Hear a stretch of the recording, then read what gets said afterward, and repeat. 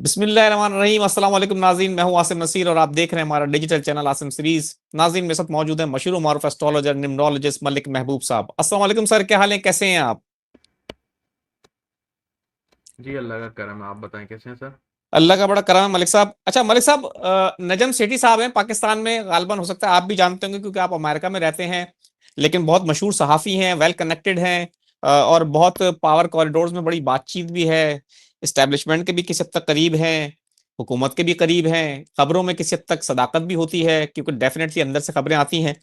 उनका ये कहना है कि इमरान खान की जेल में खुफिया मुलाकात हुई है। खान साहब को ये जंगों के मामले के हवाले से जब हो रहे थे, जंग पाक भारत जंग का जब इशू चल रहा था, तो उस वक्त की बात कर रहे हैं वो। ये कुछ अरसे पहले की बात है, अभी ज्यादा पुरानी बात भी नहीं है। और कहा कि खान साहब को बड़ा ब्रीफ किया गया और कहा गया कि जी आप सपोर्ट करें, आपकी रिहाई के लिए भी इकदाम किए जाएंगे। क्योंकि इंडिया ने कहा था कि, उनका ये कहना है कि इंडिया ने कहा है कि ये पहला राउंड था, यानी कि अभी मजीद और राउंड हो सकते हैं, खान साहब की सपोर्ट चाहिए। तो खान साहब की एक खुफिया मुलाकात हुई जेल में, और वो मुलाकात किसी सियासतदान से नहीं हुई। तो बस उन्होंने इतना ही बताया, अक्लमंद के लिए इशारा काफी। और खान साहब की रिहाई के लिए बड़े पुरुम्मीद हैं कि बहुत जल्द कोई भी खबर आ सकती है। आप, अब ये खबर है, आप डेफिनेटली आप सहाफी नहीं हैं, आप एस्ट्रोलॉजर हैं, आप सितारों की रोशनी में बताएंगे। ये जो खबर है इसकी सदाकत जो है वो आपको सितारों की रोशनी में किस हद तक नजर आ रही है?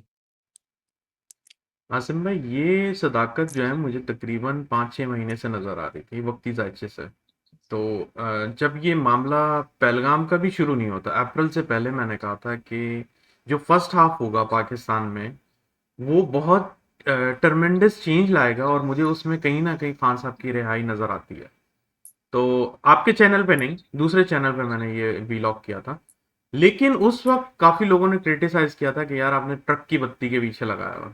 तो आई कैन अंडरस्टैंड, वो हालात ऐसे हैं और लोगों के जो एहसास हैं आई कैन अंडरस्टैंड। लेकिन जो वक्ती जायचा था वो बहुत क्लियर इंडिकेट कर रहा था कि समथिंग इज कमिंग अप। और जैसे ये पहलगाम का वाकया हुआ तब भी लोगों को इसलिए एहसास नहीं हुआ क्योंकि पाकिस्तान बहुत ज्यादा इन्वॉल्व हो रहा था इंडिया के साथ।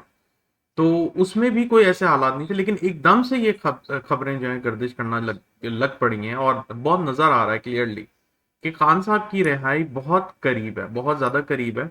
और जैसे ही जून एंटर होंगे हम जून में, तो आपको मजीद खबरें इस बारे में मिलना शुरू हो जाएंगी कि खान साहब बहुत जल्द बनी गाला शिफ्ट हो जाएंगे। लेकिन मैंने आपको बहुत दफा बताया है और डिस्क्लेमर भी दिया हुआ है कि अगर आप ये सोच रहे हैं कि खान साहब अगेन रोडों पे आ जाएंगे या उनकी स्ट्रेटेजी सेम पुरानी होगी, तो वो आप गलत सोच रहे हैं। ऐसी स्ट्रेटेजी में वो नहीं आ रहे हैं। ही लर्न हिज लेसन। लेसन से मुराद ये है कि उन्होंने इस चीज को एक्सपीरियंस किया है और उस तरीके से अपनी स्ट्रेटेजी को बदला है। तो मुझे नहीं लगता कि वो जो स्ट्रेटेजी पहले यूज करते थे उसी स्ट्रेटेजी के साथ बाहर आएंगे। मतलब वो आपको लोगों के साथ अभी नजर नहीं आएंगे फॉर द टाइम भी।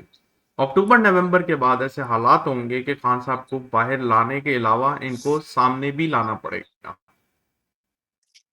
अच्छा बिल्कुल ठीक है। मलिक साहब, मैं जरा सा अपने मौजू पे रहूंगा, लेकिन थोड़ा सा हटके एक सवाल करना चाहता हूं क्योंकि इस तरह का एक सवाल हमारे पास पहले भी आया था कि बहुत जी। सारे एस्ट्रोलॉजर्स हैं और वो अपनी अपनी प्रेडिक्शंस करते हैं। तो कुछ हमारे देखने वाले जो हैं बहुत अरसे से हमें देख रहे हैं, गुज़िश्ता 2 साल से देख रहे हैं।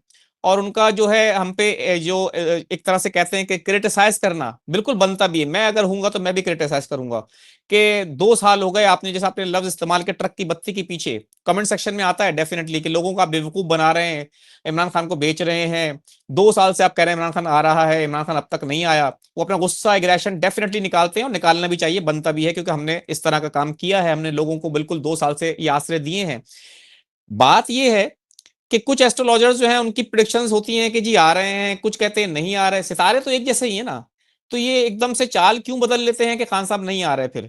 और फिर जब जैसे जैसे करीब जून आएगा तो फिर खान साहब नहीं आएंगे, तो फिर कोई नई जस्टिफिकेशन आ जाएगी एस्ट्रोलॉजर्स की तरफ से कि जी देखिए मैंने तो कहा था, अब खान साहब खुद ही बैठ गए नाराज होके।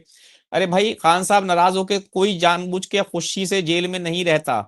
खान साहब अगर जेल में हैं तो वो अपनी मर्जी से, ऐसा नहीं है कि खुशी खुशी जेल में बैठे हुए उनकी पार्टी को नुकसान पहुंच रहा है। हम सवाल हमेशा ये करते हैं कि रिहाई कब होगी, उसका हमें सीधा सा जवाब मिलना चाहिए कि जी सितारे ये बता रहे हैं, और अगर नहीं होती तो उसको फिर एडमिट करना चाहिए बड़ा दिल करके कि हाँ मेरी पेशेंट को गलत हुई है, लेकिन उस पर ढिठाई करना कि जी मेरी पेशेंट को गलत नहीं हुई, मैं बिल्कुल दुरुस्त हूं, ये हमने अक्सर और बेशतर देखा है अपने साथ होता हुआ। तो आप क्या समझते हैं, सवाल हमारा थोड़ा तवील हो गया है, लेकिन आप क्या समझते हैं कि ये जो तरक्की बत्ती के पीछे लगाया है और बहुत सारे एस्ट्रोलॉजर अलग अलग प्रिडिक्शंस कर रहे हैं, सितारे तो एक ही हैं, फिर ये प्रिडिक्शंस के अंदर इतना डिफरेंस क्यों आ रहा है? अच्छा, आपने बहुत अच्छा सवाल किया है। और मैं उन एस्ट्रोलॉजर में से नहीं हूँ कि अगर मेरी कोई प्रिडिक्शन गलत होती है तो मैं एडमिट नहीं करता। मैं खुले आम एडमिट करता हूँ और मैं उसके ऊपर रहता भी हूँ कि हाँ मेरी प्रिडिक्शन गलत हुई है। अगर मेरे ख्याल से आपने लास्ट वीलॉग में मैंने अपनी बात का ही जिक्र किया था कि जब मैंने खान साहब का जायचा खोला था, जो हर एक के पास अवेलेबल, हर एस्ट्रोलॉजर के जी। पास अवेलेबल है, उसके हिसाब से मैंने लास्ट जो प्रिडिक्शन दी थी कि मुझे नवंबर में उनके बहुत ज्यादा आसार लग रहे थे कि वो बाहर आ जाएंगे। उसके बाद वो बाहर नहीं आए। अल्टीमेटली थोड़े बहुत मामलात बने और वो बड़े क्राइसिस में भी चले गए। अल्टीमेटली एक और मसला बन गया था। उस वक्त मैंने ये एडमिट किया कि खान साहब की रिहाई इस चार्ट पे नजर नहीं आती, ये मैंने क्लियरली एडमिट कर दिया था। तो इसका मकसद ये है कि या तो खान साहब की डेट ऑफ बर्थ या टाइम ऑफ बर्थ में फर्क है, पहली बात। और उस चीज को रेक्टिफाई करने के लिए मैंने वक्ती जायचा बनाया। वक्ती जायचा ऐसा होता है कि जब आपके पास कोई क्लू नहीं होता कि इसकी date of birth, time of birth में क्या गड़बड़ है, तब आप वक्ती जायचा बनाते हैं। तो जो वक्ती जायचा था उसके हिसाब से ये चीजें मेरे सामने आई थी और मैं उस वक्त से इस बात पे कायम हूं। अब आपका रहा दूसरा सवाल कि सितारे तो एक हैं, बिल्कुल सही आपने बोला है। तो रीडिंग्स क्यों डिफरेंट है? रीडिंग्स इसलिए डिफरेंट है क्योंकि हर एक के पढ़ने का तरीका डिफरेंट होता है। एस्ट्रोलॉजी कोई एक चीज नहीं है। जैसे मैथ्स के अंदर सब्जेक्ट होते हैं अलजेब्रा, पता नहीं कितने सब्जेक्ट होते हैं, अभी तो मेरे जहन में भी नहीं है। जैसे साइंस को ले लें, बॉटनी होता है, जोलॉजी होता है, और भी कितने सब्जेक्ट होते हैं। इसी तरह एस्ट्रोलॉजी की भी बहुत सारी डिफरेंट शाख होती हैं। अब मुझे नहीं पता कि जो डिफरेंट एस्ट्रोलॉजर हैं वो कौन सी शाख से एस्ट्रोलॉजी को रीड कर रहे हैं। अब आप मेरी बात समझ गए होंगे। जैसे मैं दो तीन मेथड यूज करता हूँ, जैसे वक्ती जायचा कर लिया, जेमिनी सिस्टम कर लिया, वैदिक एस्ट्रोलॉजी कर लिया, न्यूमरोलॉजी कर लिया। तो इन चीजों से आप उस चीज को डबल वेरीफाई करता है। तो अब जो वक्ती जायचा है, मैं आपको वापस डिस्क्लेमर इसलिए दे रहा था, लास्ट टाइम भी मैंने कहा था कि वक्ती जायचा भी तब 100% एक्यूरेट होता है कि वो बंदा जिसने सवाल किया है वो सामने हो और वो ही नंबर दे। लेकिन वक्ती जायचा की क्वालिटी ये है कि ये 80 टू 90% अगर कोई और भी इसके किसी के लिए सवाल करता है तब भी वो सही जवाब देता है। तो मेरे ख्याल से मैंने आपको बहुत क्लियरली एक्सप्लेन कर दिया है कि ये क्या क्या रीजंस हैं कि लोगों की और जो दूसरे एस्ट्रोलॉजर की है उसकी मैच क्यों नहीं करती। इस वजह से नहीं मैच करती। इसमें वैदिक एस्ट्रोलॉजी भी है, वेस्टर्न एस्ट्रोलॉजी भी है। काफी लोग वेस्टर्न एस्ट्रोलॉजी को लेके चलते हैं, तो मैं वैदिक एस्ट्रोलॉजी को लेके चलता हूँ। वैदिक एस्ट्रोलॉजी में पर्टिकुलरली केपी एस्ट्रोलॉजी हो गया, जेमिनी एस्ट्रोलॉजी हो गया, इसको मैं फॉलो करता हूँ। बिल्कुल ठीक है मलिक साहब, पाकिस्तान में वैसे ज्यादातर हम कई लोगों के साथ व्लॉग कर चुके हैं, शायद ही हमने कुछ छोड़े होंगे कि जिनके साथ व्लॉग नहीं किया हमने। तकरीबन जी ज्यादातर लोग जो हैं वैदिक एस्ट्रोलॉजी को लेके लेके चल रहे हैं, और सबकी प्रेडिक्शंस जो हैं वो तकरीबन जमीन आसमान का फर्क होता है। ये खुलेआम मैं कह रहा हूं, चाहे किसी को अच्छा लगे बुरा लगे, क्योंकि मेरी जो व्यूअरशिप है मैं नहीं चाहता कि उनको किसी किस्म का धोखा दिया जाए। सच्चाई बयान राइट। होगी हमेशा यहाँ पर, और आपके साथ व्लॉग स्टार्ट किया है, बिल्कुल आपकी प्रेडिक्शंस ऑन रिकॉर्ड है।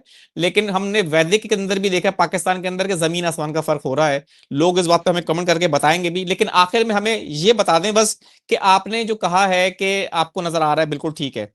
पाकिस्तान तहरीक इंसाफ को आप ये देख रहे हैं कि पाकिस्तान तहरीक इंसाफ के लिए भी कुछ मेन स्ट्रीम पॉलिटिक्स में उनके लिए कुछ जगह बन रही है, कुछ स्पेस बन रहा है, या खान साहब की रिहाई को देख रहे हैं सिर्फ कि वो जी हाउस अरेस्ट या घर में लाके उनको दोबारा नजरबंद कर दिया जाएगा? सर, दो बातें हैं। पाकिस्तान तरीके इंसाफ की जो करंट लीडरशिप है, इनसे आप जरा भी उम्मीद ना रखें। ये बहुत गंदा डैमेज कर रही है। और मैंने आपको एक बात की थी कि जो पाकिस्तान तहरीक इंसाफ का जायचा है उसके अंदर वीनस की कमी है। वीनस होता है खवातीन। जब भी जी। खवातीन इनकी लीडरशिप में आएंगी ये बूम करेगी। या फिर खान साहब खुद इसको तक, मतलब जो इसका जो फाउंडर होता है वो इसको ऊपर लेके जा सकता है, या फिर खवातीन। ये जो क्यादत है इससे आप उम्मीद 0% भी नहीं रख सकते। ये मैं आपको क्लियरली बता रहा हूँ। दूसरी बात, बिल्कुल। खान साहब को जो इनकी क्यादत है कुछ भी नहीं कर रही है। खान साहब को जो मसले मसाइल का शिकार भी बने हैं वो अपनी क्यादत की वजह से बने। अब ये मैं एस्ट्रोलॉजिकली, ये सियासी बयान नहीं है प्लीज, मैंने ये एस्ट्रोलॉजिकली, मेरे आप वीलॉग जाके देख लें पिछले साल के, जब किसी को कुछ आइडिया भी नहीं था तब से मैं बोल रहा था कि इनकी क्यादत वाले ही इनके लिए मसला बना रहे हैं, और अब बहुत क्लियरली सामने है आपके। तो कहने का मकसद ये है कि खान साहब या तो इस पार्टी को आगे लेके जा सकते हैं, या फिर खवातीन की एलिमेंट इसमें ऐड होगा, तब ये बूम करेगी।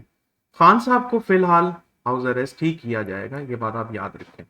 इसीलिए मैंने दबे लफ्जों में बोला था आपको कि खान साहब आपको मेन स्ट्रीम पे या सामने आते हुए नजर नहीं आएंगे अभी।